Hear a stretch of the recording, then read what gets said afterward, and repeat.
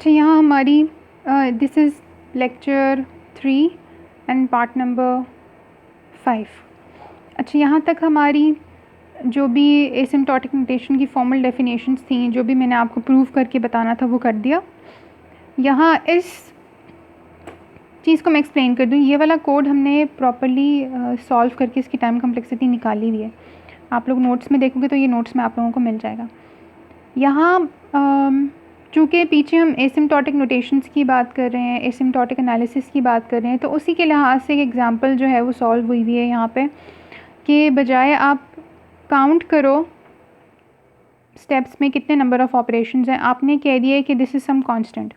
ये कांस्टेंट जो है वो वेरी करेगा जब आप मशीन टू मशीन इस एल्गोरिदम को रन करोगे। तो बेसिकली इन्हीं चीज़ों की वजह से फ़र्क आ रहा होता है आपके पास टाइम कम्प्लेक्सिटी में कोएफिशिएंट्स और कांस्टेंट्स का, प्रोसेसर की स्पीड के लिहाज से, और वो भी जो हमने मशीन, दैट मीन्स ये जो कॉस्ट्स हैं असाइनमेंट की और ये सारी चीज़ें बजाय आपने लिखने की, चूँकि ये चीज़ें मशीन डिपेंडेंट हैं, तो आपने डायरेक्टली लिख दिया है कि C1 C2 C3 सम कॉस्ट जो कि उस मशीन पे रन करने की वजह से आ रही है, जो दूसरी मशीन पे रन करने से डिफरेंट आएगी। तो आपने कैलकुलेट करने के बजाय इनको C1 C2 C3 up to so on लिख दिया। तो हम इसको कैसे करेंगे? हम इसको इस तरह से करेंगे कि पेपर में किस तरह से आएगा। पेपर में आप लोगों ने डायरेक्टली जिस तरह से हमने सॉल्व किया वैसे ही करना है, इसको रहने दें, ठीक है।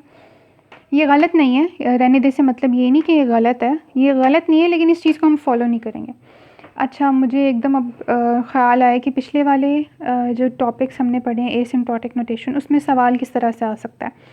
उसमें सवाल इस तरह से आ सकता है कि मैं आपको एसिम्प्टोटिक एनालिसिस पूछ सकती हूँ क्या है, नोटेशंस पूछ सकती हूँ क्या है, मैं आपको मैथमेटिकल डेफिनेशन पूछ सकती हूँ क्या है, या मैं आपको ये कह सकती हूँ कि आप मुझे प्रूव करके दो कि फ़लाँ फंक्शन जो है वो दूसरे का अपर बाउंड है या लोअर बाउंड है, जिस तरह से भी हमने पढ़ा। तो इस तरह से क्वेश्चंस, यानी जो चीज़ हमने पढ़ी है उसको आपने प्रॉपर प्रिपेयर करना है। जो चीज़ नहीं समझ आती तो आप लोग पढ़ने के बाद पूछें, डायरेक्ट ऐसे नहीं पूछें कि मैडम ये क्या है वो क्या है, पढ़ने के बाद सवाल किया करें।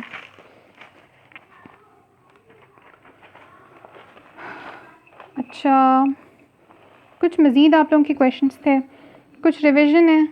रिवीजन इस तरह से कि क्योंकि अब मैंने नोट्स में पिक्चर सेंड की हुई तो मैं वन बाय वन इनको एक्सप्लेन भी करूँगी। अब हम टाइम कम्प्लेक्सिटी की एनालिसिस, इवन एसिम्प्टोटिक एनालिसिस किस लिए हम कर रहे होते हैं, या जनरली टाइम कम्प्लेक्सिटी का एनालिसिस किस लिए हो रहा होता है, जब n या इनपुट साइज़ बहुत ज़्यादा बड़ा होता है। इट विल ऑलवेज़ ग्रो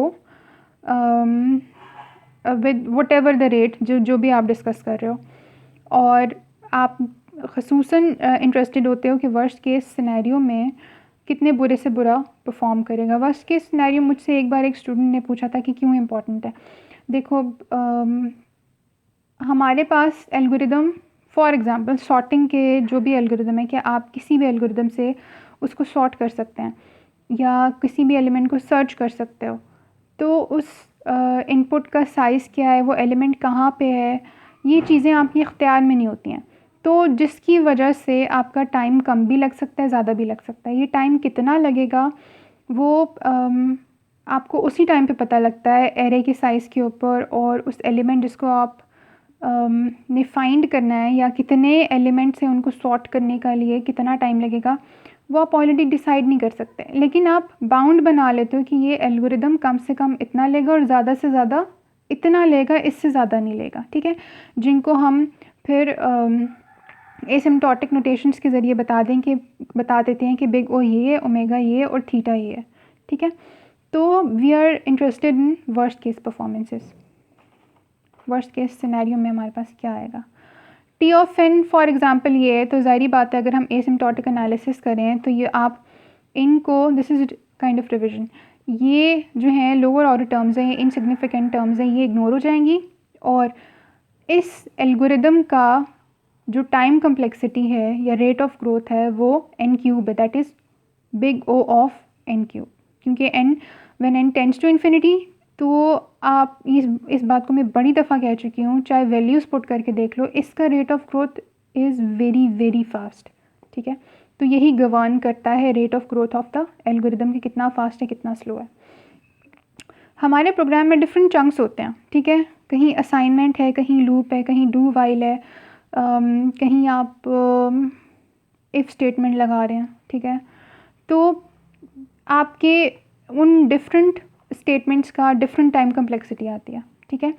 अब बात यह है कि पूरे एल्गोरिदम की टाइम कम्प्लेक्सिटी क्या होगी। तो द रूल इज़ कि running time of N algorithm यानी टाइम कम्प्लेक्सिटी एल्गोरिदम की क्या है, सम ऑफ ऑल फ्रेगमेंट्स, जो भी फ्रेगमेंट्स हैं, जैसे ये फ्रेगमेंट है, कहीं आप प्लस प्लस कर रहे हैं, कहीं आप डिक्लेरेशन का कोई कॉस्ट नहीं है, ठीक है, कहीं आप असाइनमेंट कर रहे हैं, कहीं लूप्स हैं, कहीं नेस्टेड लूप है, कहीं इफ़ एल्स है, कहीं नेस्टेड इफ़ एल्स लगाया हुआ है आपने।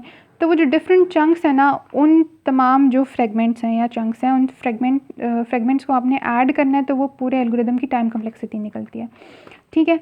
अब कुछ स्टेटमेंट्स ऐसी हैं, जैसे ये दो हैं, वो क्या है, कांस्टेंट है, यानी they do not depend on the size of input.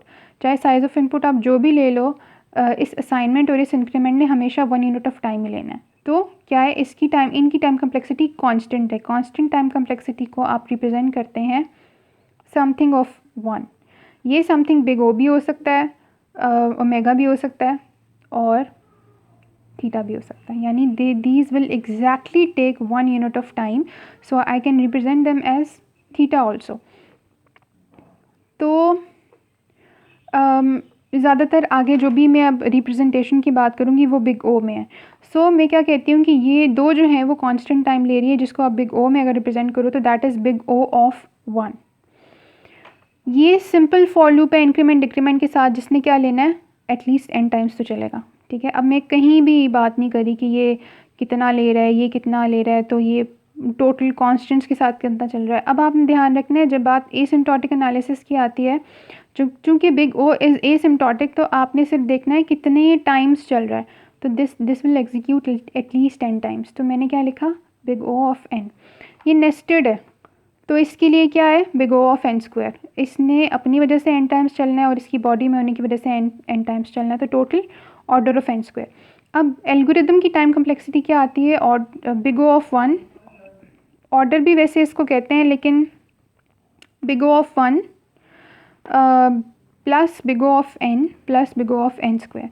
तो ये प्लस करके आपकी एल्गोरिदम की टाइम कम्प्लेक्सिटी आती है। लेकिन फिर भी इसका आप एसिम्प्टोटिक एनालिसिस करके, यानी इस पूरे का को अगर आप देखो, दैट मीन्स कि इस पूरे में हाईएस्ट क्या है, n स्क्वायर, ठीक है।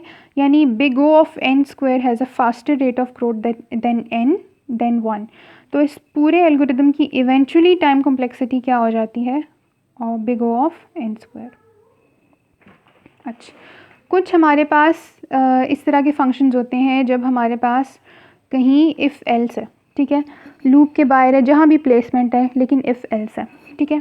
ये देखो, अगर ये इफ़ की कंडीशन ट्रू हो जाती है तो आपने फॉर चलेगा, फॉर ने कितनी दफ़ा चलना है, n टाइम्स। बट एल्स, अगर ये कंडीशन फॉल्स है तो फॉर के अंदर फॉल, इसकी ने कितनी दफ़ा चलना है, n स्क्वायर।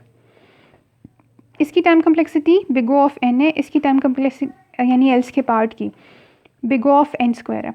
आप जब कंडीशनल स्टेटमेंट्स होते हैं ना, तो आप कम्प्लेक्सिटीज़ को ऐड अप करने की बजाय देखते हो कि वर्स्ट केस टाइम कम्प्लेक्सिटी किसकी है, ठीक है। ये चलेगा तो और बिग ओ ऑफ n है, अगर ये चल जाए तो big O of n square है। इनको आप कंडीशनल है तो आप इनको ऐड नहीं करोगे, पूरे एल्गोरिदम की टाइम कम्प्लेक्सिटी वो होगी जो वर्स्ट यानी सबसे ज़्यादा एग्जीक्यूट कर रहा है। सबसे ज़्यादा कौन सा एग्जीक्यूट कर रहा है, ये एग्जीक्यूट कर रहा है। तो पूरे एल्गोरिदम की टाइम कम्प्लेक्सिटी ये होगी, big O of n square. इसको छोड़ दें, अगर मैंने स्पेस पढ़ाई होती तो मैं आपको बता देती, इसको छोड़ दें, ठीक है। ये वाला पॉइंट आगे डिस्कस हो जाएगा। तो यहाँ हमारा लेक्चर 3 कंप्लीट होता है। नेक्स्ट जो है वो कम्प्लेक्सिटी क्लासेस के ऊपर है, और वो मैं लेक्चर 4 से स्टार्ट करूँगी।